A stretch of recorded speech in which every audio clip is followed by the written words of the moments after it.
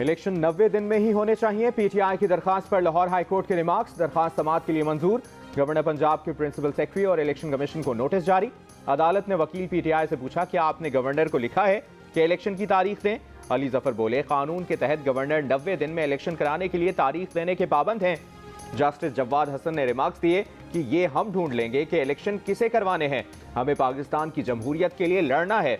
अदालत के सवाल पर असद उमर ने बताया कि खैबर पख्तूनख्वा में इलेक्शन के लिए पिटीशन कल दायर करेंगे।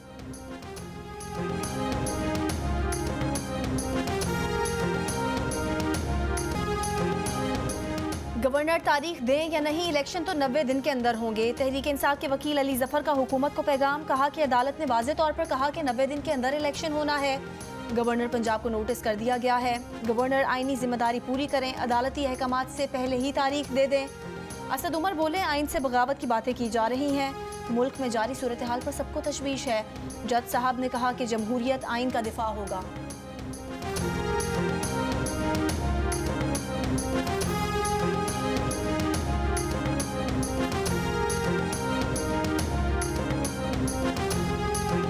इलेक्शन कमीशन को धमकियां देने से मुतालिक फवाद चौधरी के खिलाफ इस्लामाबाद की अदालत में केस।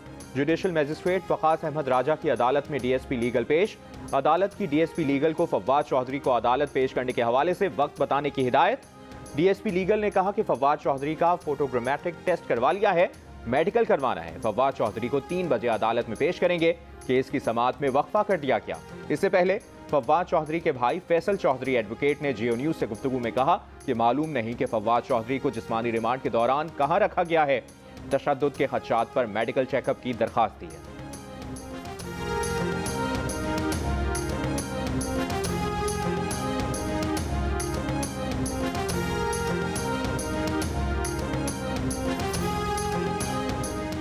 रावलपिंडी में शेख रशीद की रिहाइशगाह लाल हवेली के 4 एराजी यूनिट समेत 7 यूनिट सील।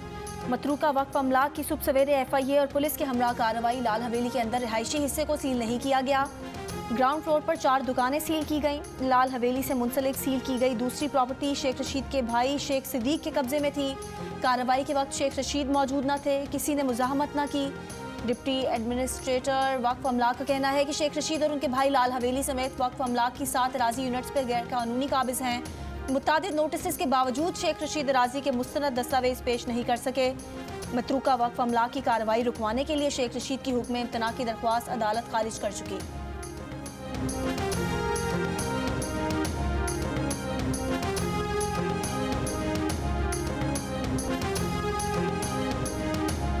शेख रशीद अहमद ने लाल हवेली के खिलाफ कार्रवाई अदालत में चैलेंज कर दी। लाहौर हाईकोर्ट रावलपिंडी बेंच में दायर दरखास्त पर कुछ देर में समाअत होगी। शेख रशीद ने यूनिट सील करने को इंतकामी कार्रवाई करार दिया। कहा राना सनाउल्लाह का फ्रंटमैन आसिफ मसले पैदा कर रहा है, आधे मरले की लड़ाई लड़ रहे हैं। ये जायदाद हमारी नहीं तो हम कौमी मुजरिम हैं, हमें नाअहल करार दिया जाए। जाती जायदाद में दखल अंदाजी के दिफा का हक हासिल है, अभी चाहे तो शहर अभी ब्लॉक हो सकता है।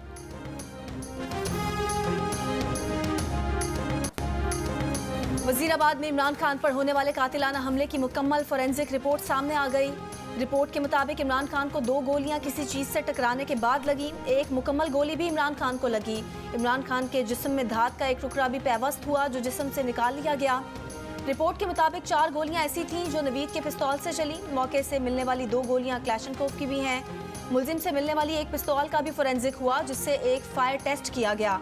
हमले में जख्मी अहमद चट्ठा और इमरान यूसुफ को लगने वाली गोलियों के भी फोरेंसिक किए गए। हमले में इस्तेमाल होने वाले असलहे और गोलियों की रिपोर्ट 4 सफ़ात पर मुश्तमिल है। रिपोर्ट के मुताबिक मौके से मजमूई तौर पर 31 गोलियां या उनके खौल मिले हैं। 3 गोलियों के टुकड़े कंटेनर पर लगे स्पीकर से और 3 गोलियों के टुकड़े कंटेनर की ग्रिल से मिले। फोरेंसिक रिपोर्ट के मुताबिक गोली का एक खौल दुकान के अंदर जमीन से और 14 गोलियों के खौल सड़क से मिले। मुलजिम नवीद के घर के करीब भी एक ग्राउंड से गोलियों के 10 खौल मिले हैं। डॉलर की ऊंची उड़ान। इंटरबैंक में डॉलर 4 रुपए 40 पैसे महंगा। इंटरबैंक में डॉलर 267 रुपए का हो गया।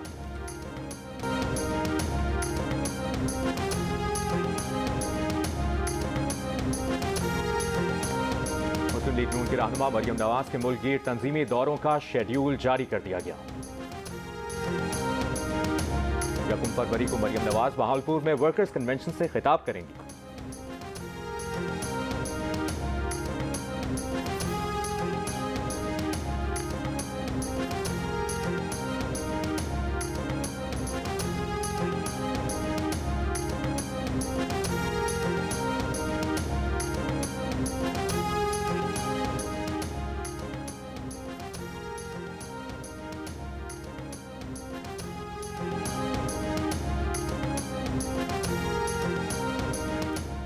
डॉलर की ऊंची उड़ान, इंटरबैंक में डॉलर 4 रुपए 40 पैसे महंगा, इंटरबैंक में डॉलर 267 रुपए का हो गया।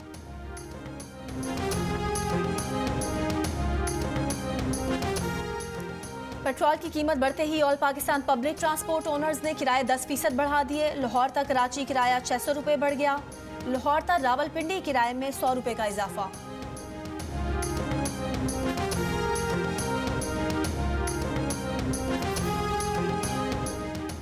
IMF वफ्द के दौरे से पहले हुकूमत ने बजट खसारा पूरा करने के लिए 200 से 600 अरब रुपए तक के इजाफी टैक्स लगाने की तैयारी कर ली।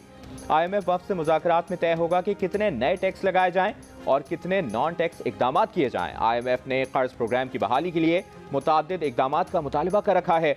डॉलर के मुकाबले में रुपए की कीमत मार्केट के मुताबिक करने और पेट्रोलियम मसनूआत में इजाफे के मुतालिबात पूरे हो चुके। डीजल पर लेवी 40 रुपए फी लीटर कर दी गई। अगले माह इसमें मजीद इजाफा मुतवक्के। पाकिस्तान को डिफॉल्ट से बचने के लिए हर हाल में IMF प्रोग्राम बहाल करवाना है। IMF वफ्द का दौरा कल से शुरू होगा।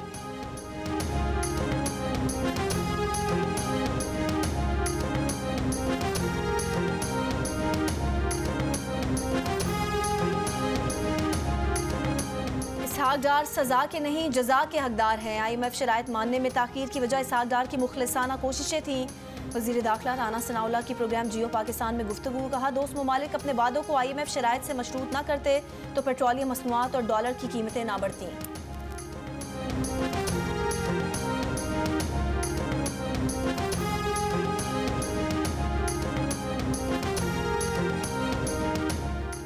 पीपल्स पार्टी के तर्जुमान फैसल करीम कुंडी ने कहा है कि इमरान खान ने आसिफ जरदारी पर इल्जाम तराशी करके दहशतगर्दों से मदद मांगी है।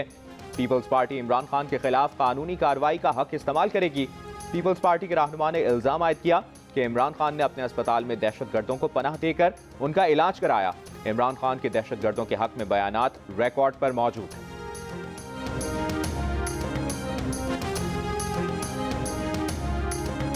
आटा, चीनी, पत्ती, घी, तेल, दूध, देखो आज कुछ है कल कुछ है, रोज के रोज महंगा हो रहा है। दुनिया में रिलीफ मिल रहा है और ये जो है वो बढ़ा है। दौरा तो देखे पहले बहुत मुश्किल था, हर चीज़ महंगी थी, अब और चीज़ें महंगी हो जाएंगी। हम लोग पहले पर बड़े परेशान हैं, सैलरी पर्सन खास तौर पर बहुत परेशान है। आपस की लड़ाई में अवाम चारी फिस रही है। पेट्रोल और डीजल 35 रुपए लीटर महंगा होने पर अवाम में गमो गुस्सा। फी लीटर पेट्रोल की नई कीमत 249 रुपए 80 पैसे हो गई। डीजल 262 रुपए 80 पैसे का हो गया। लाइट डीजल और मिट्टी के तेल की कीमत में 18 रुपए का इजाफा। मिट्टी का तेल 189 रुपए फी लीटर मिलेगा। लाइट डीजल की कीमत 187 रुपए हो गई। वजीर खजाना इसहाक डार ने इतवार को छुट्टी के दिन किया। पेट्रोलियम मसनूआत की कीमतों में इजाफा होते ही पेट्रोल का मसनूई बहरान मिनटों सेकंडों में ख़त्म हो गया। जो पेट्रोल पंप बहाना बना रहे थे उनके पास पेट्रोल मौजूद नहीं, उनके तहखानों से अचानक पेट्रोल निकल आया।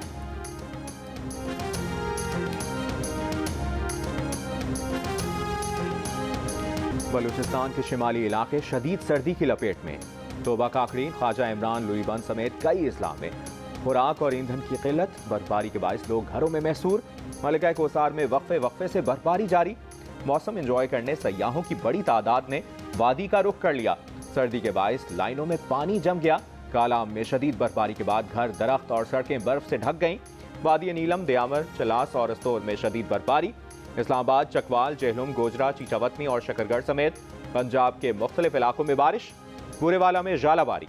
आज सबसे कम दर्जा हरारत लेह में -13, मालम जब्बा -7, अस्तौर -5, स्कर्दू -4, कोयटा -3, इस्लामाबाद 8 और कराची में 10.5 डिग्री सेंटीग्रेड रिकॉर्ड किया गया।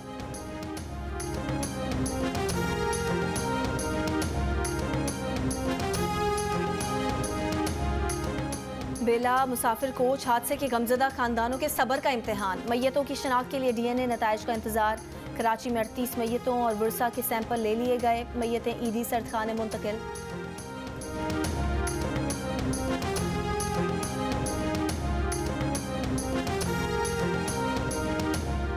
कोहाट के तांदा डैम में डूबने वाले 14 बच्चों का अब तक कुछ पता ना चल सका। तलाश जारी। ऑपरेशन में पाक फौज, पाक नेवी, रेस्क्यू और मकामी गोताखोर शामिल। 25 में से 6 बच्चों को ही बचाया जा सका था। 10 बच्चों की नमाज जनाजा आज मीरबाज खेलगांव में अदा की जाएगी। कश्ती डूबने का मुकदमा कश्तीबान और एक्सियन महकमा इरिगेशन के खिलाफ दर्ज कर लिया गया।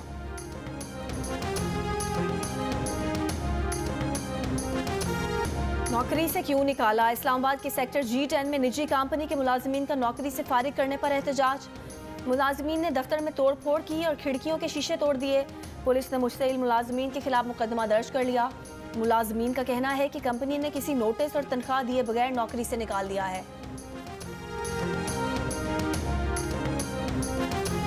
वज़ीर ख़ारजा 2 रोज़ा दौरे पर मॉस्को पहुँच गए। आज रूसी हम मनसब से मुलाकात होगी।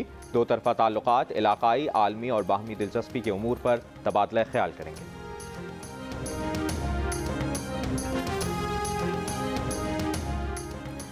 मौसम खराबी के बायस UAE के सदर का दौरा पाकिस्तान मुलतवी। मुत्तहिदा अरब अमारात के सदर शेख मोहम्मद बिन जायद अल नहयान को आज 1 रोज़ा दौरे पर इस्लामाबाद पहुंचना था। इमरान खान को पार्टी ओहदे से हटाने के लिए इलेक्शन कमीशन की कार्रवाई के खिलाफ दरखास्त पर समाअत आज होगी। लाहौर हाई कोर्ट का 5 रुकनी फुल बेंच समाअत करेगा।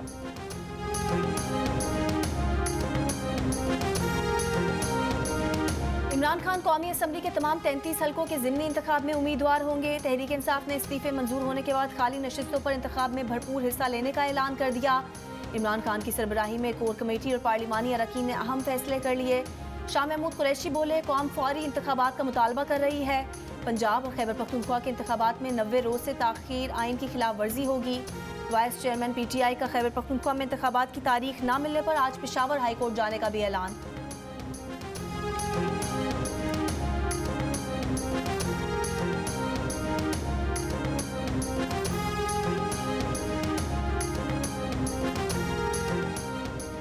वफाकी वज़ीर दाखिला राना सनाउल्लाह ने कहा है कि इस बात को यकीनी बनाया गया है कि पुलिस की ज़ेर हिरासत फवाद चौधरी के साथ कानून के मुताबिक रवैया रखा जाए।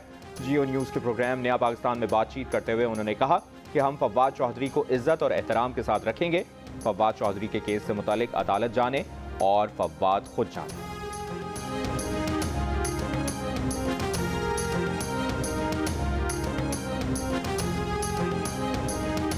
इमरान खान के आसिफ जरदारी पर इल्जामात का अदलिया सो मोटो नोटिस ले। वफाकी मुशीर और रहनुमा पीपल्स पार्टी कमरजमान कायरा ने कहा कि अनोखे लाडले की मर्जी से फैसले नहीं होंगे।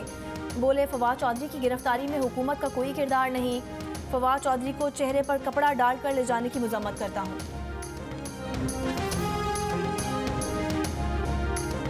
पोजीशन होल्डर को खातून होने की बिना पर ओहदा मिलने में वजीर मजहबी उमूर रुकावट बन गए। ऑडियो सामने आ गई। वजीर मजहबी उमूर अब्दुल शकूर ने खातून उम्मीदवार से इंटरव्यू में पूछा, दुपट्टे की अहमियत है या नहीं? खातून उम्मीदवार ने कहा बिल्कुल है। तो वफाकी वजीर ने दूसरा सवाल दाग दिया कि रसूलुल्लाह सल्लल्लाहु अलैहि वसल्लम के ज़माने में किसी खातून को इस ओहदे के लिए चुना गया था या नहीं? ज़राए के मुताबिक वजीर मजहबी उमूर ने खातून अफसर को फेल करने के लिए इंटरव्यू पैनल को मुबैना तौर पर अपने साथ मिला लिया। उम्मीदवार साइमा सालेह को 0 देकर फेल कर दिया। ऑडियो सामने आई तो बोले, खातून अफसर ने इंटरव्यू के दौरान रिकॉर्डिंग करके गैर कानूनी अमल किया, जिसकी इंक्वायरी की जाएगी।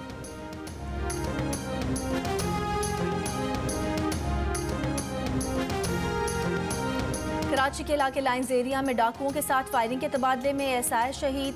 पुलिस के मुताबिक ASI थाना ब्रिगेड इकबाल को 4 गोलियां लगी। मंगूपीर सुल्तानाबाद में फायरिंग से एक शख्स जाँ बहक। औरंगी टाउन नंबर 12 में कचरा कुंडी से खातून की लाश मिली है। मुख्तलिफ इलाकों से 5 मुल्जिमान गिरफ्तार।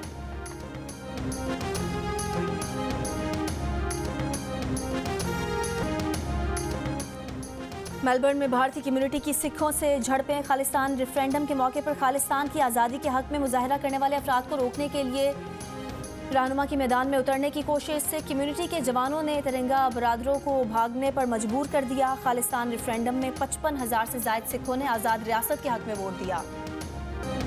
अमेरिका को दिवालिया होने से बचाने के लिए ऑपोजिशन रिपब्लिकन पार्टी भी सदर बाइडन के साथ सर जोड़कर बैठने पर तैयार हो गई। ऐवान के स्पीकर केविन मैककार्थी ने सदर बाइडन से बुध को मुलाकात पर आमादगी का इजहार कर दिया। कहते हैं सदर बाइडन को कर्ज की हद बढ़ाने के बदले अखराजात में कटौती का सोचना होगा। जिम्मेदाराना रवैया अपनाकर कर्ज की हद बढ़ाई जा सकती है।